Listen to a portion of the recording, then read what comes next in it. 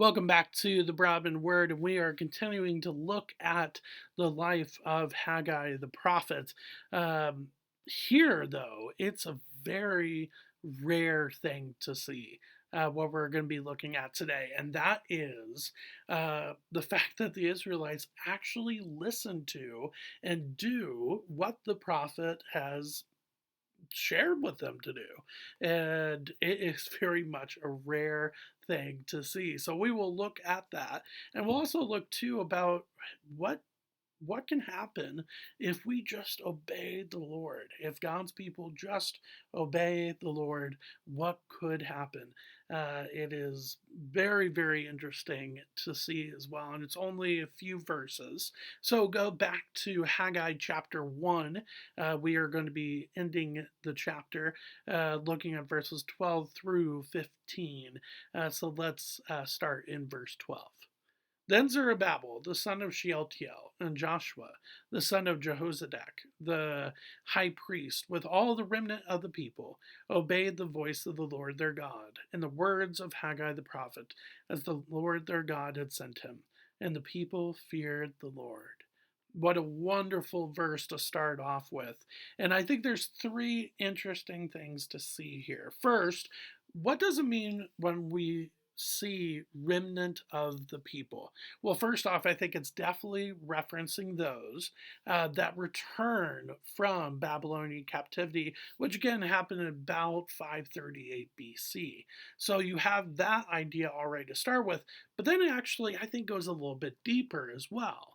But because way before that, before the conquest of Jerusalem by Babylon in 587, 586 BC, you have the splitting of Israel into two parts under Rehoboam, the son of Solomon. So you have the southern part or kingdom, which is mostly Judah. And then you have the northern part or the northern kingdom under Jeroboam, the son of Nebat, in the north. And that's basically all the other tribes. So you already have this idea of remnant of the people with the southern kingdom, because when the northern kingdom is conquered by the Assyrians, they never come back. They never return to the northern parts of Israel. And so you really have the sense of the southern kingdom being a remnant, anyways. And then they go into captivity and exile. And of course, not everybody comes back from that captivity and that exile to Jerusalem in, again, about 538 BC. So you have that idea just practically when it comes to the text, that's who we're talking about. But the other thing that I wanted to bring up with this idea of remnant of the people is that it's not just an Old Testament idea. We see this in the New Testament as well when it's coming, it's basically referencing you and I as followers of Jesus as being remnants of the people. And of course, that's referencing to the people around us that do not receive Jesus as Lord and Savior. The idea, again, is the fact that God set you apart because of what Jesus did and who he is. You and I have come to know him as Lord and Savior. And when we did that, we were set apart as God's people, as this believing remnant around all of the folks around us that don't believe in Jesus. And so I think you see that language not just in the Old Testament, but in the New Testament as well. Just something I wanted to point out.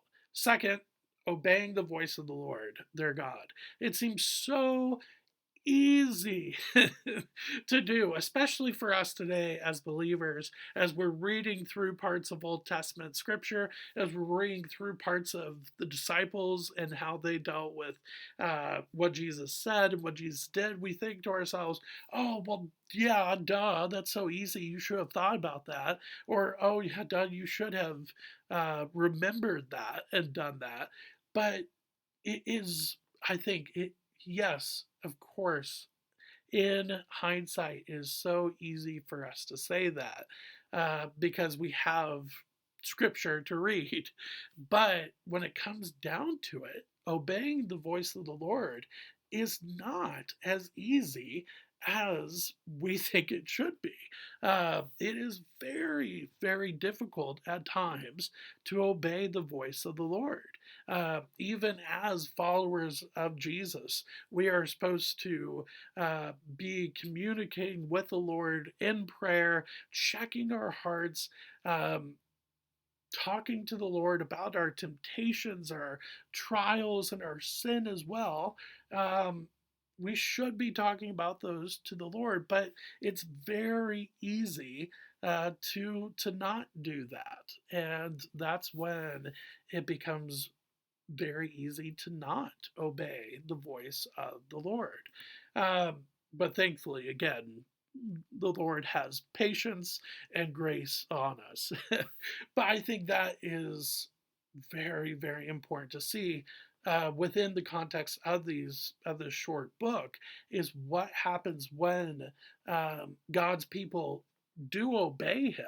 As straightforward as that sounds, and as easy as you would think that that would be to do, when God's people actually do obey His voice, He is there and He is ready to fulfill His mission and His purpose by allowing us to be a part of that.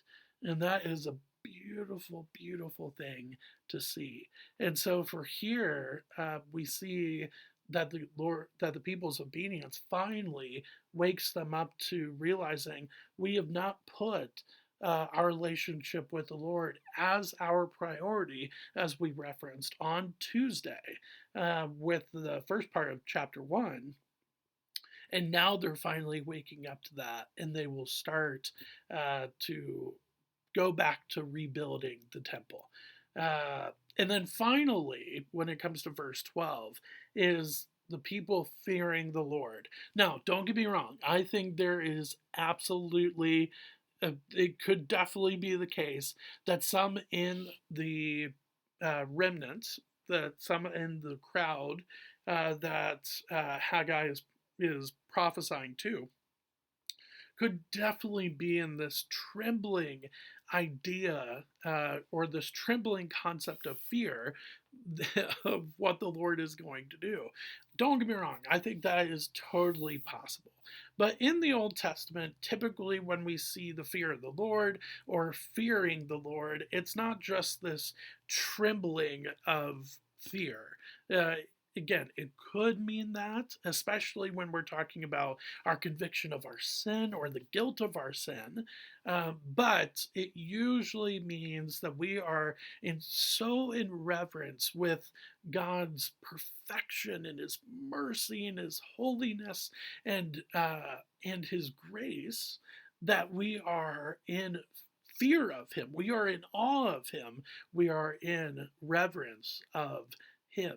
And I think that is exactly what is going on here in verse 12. Well, then that leads them to finally begin rebuilding the temple, as we see through verses 13 through 15.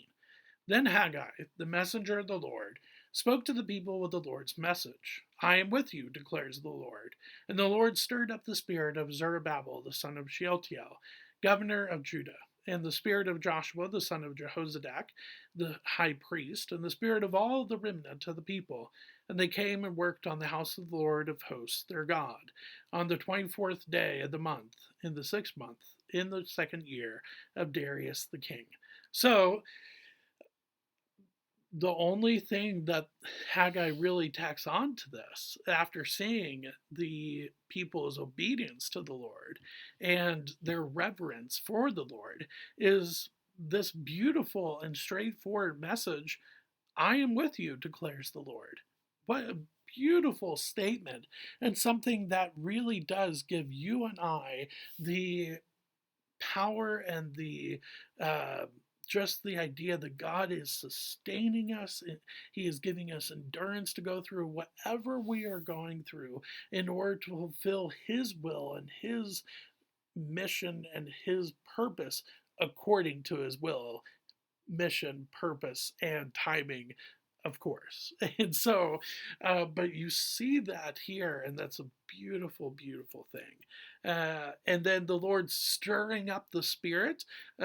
This is really, I think, referencing the work of the Holy Spirit, of course.